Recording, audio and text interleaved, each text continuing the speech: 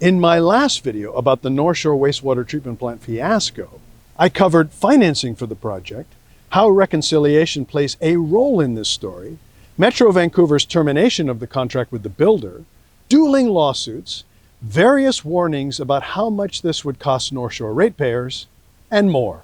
In this video, I will discuss an alternative solution for this fiasco.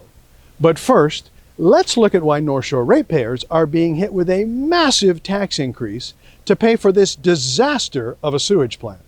Now bear with me as I get into the weeds. This is complex stuff, but you need to know it. I'm Jeremy Cato, and this is the North Shore. Thanks for watching, and please like this video and subscribe to the channel if you like the content here. It really makes a difference. Metro Vancouver's board was presented with notes about funding at a May 17, 2024 budget workshop. The board was presented with a number of budget options to pay for the cost overruns.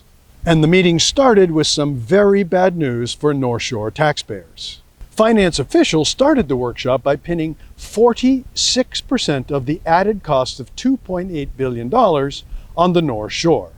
That would have hit North Shore ratepayers with an additional tax of $725 a year, every year for the next 30 years. All that to pay for the utter incompetence and mismanagement we see in this project. Meanwhile, everyone else in Metro would pay an average of $70 to $140 a year over 15 years. 15 years, let me repeat that, not 30 years like North Shore ratepayers, but 15 years. In the end, Metro Vancouver's 40-member board approved a cost-sharing plan that absolutely crushed North Shore taxpayers.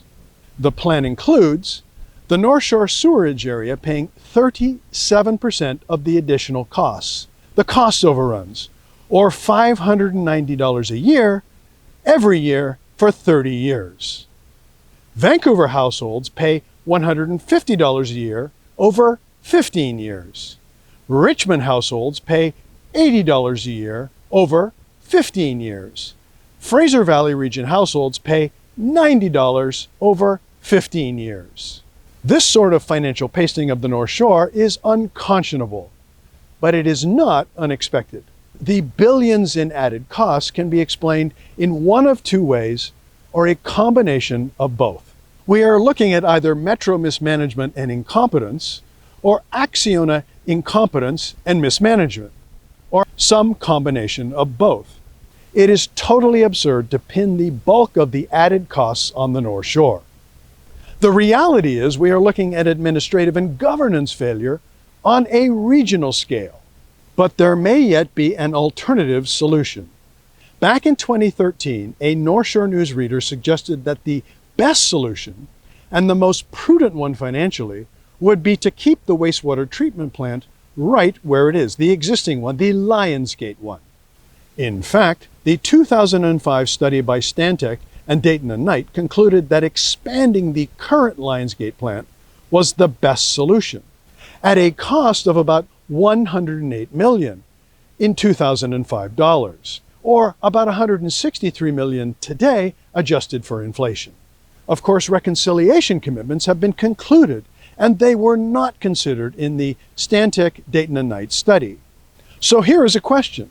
Has Metro Vancouver approached the Squamish Nation with a realistic proposal to conclude a new lease on the land to allow for expansion and an upgrade of the existing plant?